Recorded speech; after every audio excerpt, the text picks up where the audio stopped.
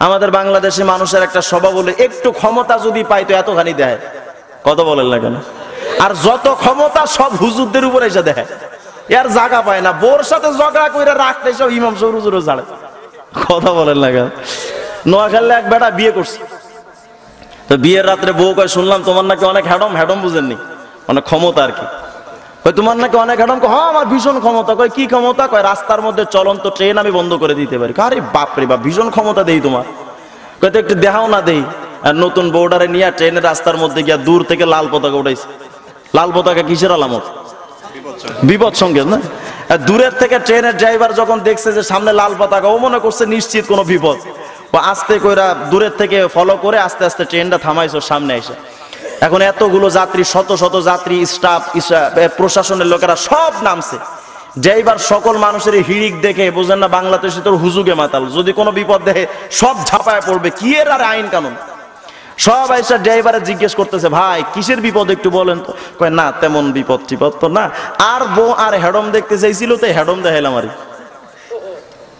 মেজাজটা খারাপ হইব না? কোন হাতাটা গোছায় ড্রাইভার কোন রকম দিছে কামসা বরাবর একটা ঘুষি মেরা, মুখটা পুরো পচকায় গেছে গা। বউর সামনে হাজির। বউ কয় কি হইলো এটা? কি হইলো? তুমি দেখলা না ট্রেন বন্ধ করে দিয়েছিলাম, আর পাওয়ার ক্ষমতা হেডম দেখো নাই? হ্যাঁ তা তো দেখলাম, পরে এটা কি হইলো? কয় পরে আর কি হবে, আর হেডম আই দিয়েছি, হেতার হেডম হেতাই দিয়েছে, শেষ। আমি বুঝাতে চাচ্ছি ক্ষমতা আপনার থাকতে পারে, কিন্তু সব ক্ষমতা সব সময় দেখানো ঠিক নয়। কারণ অনেক সময় কিন্তু ক্ষমতা রিয়েকশন হয়, কথা বলেন না কেন? কারণ আপনার যত ক্ষমতা আছে তার চাইতে মহান ক্ষমতার অধিপতি এক মহান মালিক বসে আছেন। কে? আরো জোরে বলেন কে? নিজের পাপের অপরাধে নমরুদ করলো গাদ্দারি, মাথার ব্যথা নিরময়ে খেলো রে জুতার বাড়ি। ঠিক না বলে না? নিজের পাপের অপরাধে নমরুদ করলো গাদ্দারি, মাথার ব্যথা নিরময়ে খেলো রে জুতার বাড়ি। সে তো ছিল খোদার সাথে, সে তো ছিল খোদার সাথে বেয়াদবির পরিণাম। পায়ে পড়লে সম্মান জুতা, গায়ে পড়লে অপমান। পায়ে পড়লে সম্মান জুতা, গায়ে পড়লে অপমান। হাজ্জাজ ইবনে ইউসুফ অনেক জালেম বাদশা ছিল।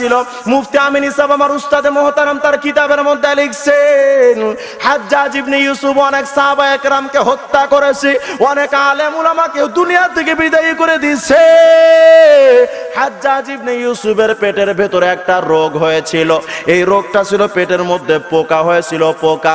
একদিন হাসানে বসরির কাছে গিয়া বলতেছেন, হাসান আমার পেটের মধ্যে পোকা, এই পোকাগুলো বের করার জন্য গোশতের টুকরার ভেতরে একটা সুতো বেঁধে ওই গোশতের টুকরা মুখ দিয়া পেটের মধ্যে ঢুকিয়ে দেওয়া হতো, সুতা ধরে টান দেওয়া হতো, গোশতের সাথে পোকাগুলো উইঠা আসতো। হাজ্জাজ ইবনে ইউসুফ হাসান বসরিকে বলতেছেন, হাসান রে তোমার কাছে আমার একটা অনুরোধ রে হাসান, আমার জন্য মালিকের কাছে একটু দোয়া করো না, আল্লাহ পাক যেন আমার এই রোগ থেকে মুক্তি দান করে। হাসানে বসরি ডাক দিয়া বলেন, রে হাজ্জাজ ইবনে ইউসুফ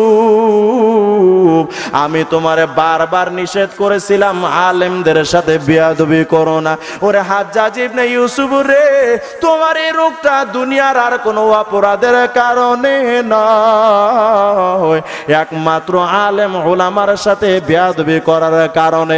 অতএব মুসলমান কেউ রাগ কইরেন না, কোনো দলের বিরুদ্ধে কথা বলি না, আল্লাহর কসম কইরা বলি, যারা শাপলার চত্বর উলামায়ে কেরামের বুকে হামলা চালাইছো, উলামায়ে কেরামের বুকে যারা গুলি চালাইছো, টঙ্গীর ইস্তেমার ময়দানে মাদ্রাসার ছোট ছোট মাসুম বাচ্চাদের গায়ে যারা আঘাত করেছো, হক্কানি আলেম উলামার গায়ে যারা ইতাআতের নাম ধারণ করে আঘাত করেছো, তোমরা তোমাদের হয়তো ক্ষমতা আছে আলেমদের বুকে আলেমদের গায়ে আঘাত করার, তোমাদের হয়তো ক্ষমতা আছে আলেমদের মাথায় আঘাত করার, আমাদের কাছে হয়তো অস্ত্র নাই, আমাদের কাছে হয়তো মিসাইল নাই, আমাদের কাছে হয়তো পিস্তল নাই, বোমা নাই, বারুদ নাই, আমাদের কাছে দুনিয়ার কোনো ক্ষমতা নাই, কিন্তু আমাদের কাছে একটা অস্ত্র আছে, চোখের পানি। আল্লাহর কসম, চোখের পানির উপরে ক্ষমতা কোনো মিসাইলের ভেতরে নাই, চোখের পানির উপরে ক্ষমতা দুনিয়ার কোনো বোমার তোমার ভেতরে নাই। ওরে চোখের পানি এত বড় শক্তি, যার কারণে হাবিলের চোখের পানি কাবিলকে নাস্তানাবুদ করে দিয়েছে। হযরত নূহ আলাইহিস সালামের চোখের পানি তারা কওমকে চুবায়া চুবায়া মেরেছে। হযরত ইব্রাহিমের চোখের পানি নমরুদকে জুতা পিটা কইরা দুনিয়া থেকে বিদায় করেছে। আল্লাহর কসম কইরা কই, হযরত পয়গম্বর আর সাহাবায়ে কেরামের চোখের পানির কিন্তু আবু জেহেলকে দুনিয়া থেকে নাস্তানাবুদ করে দিয়েছে। আজকে যারা আলেমদের বিরুদ্ধে আঘাত করেন, যারা আলেমদেরকে গুলি চালান, আলেমদের বুকে যারা আঘাত করেন, দুনিয়া থেকে বিদায় কইরা দেন, আল্লাহর কসম আমরা তোমাদের বিরুদ্ধে পিস্তল দিয়ে হামলা করব না, কিন্তু গভীর রাত্রের চোখের পানি এমন হামলা করবে দুনিয়ার মধ্যে তোমাদের একদিন জুতা পিটা খেয়ে যাওয়া লাগবে, তোমাদের রেহাই করার মতো মানুষ পাবা না।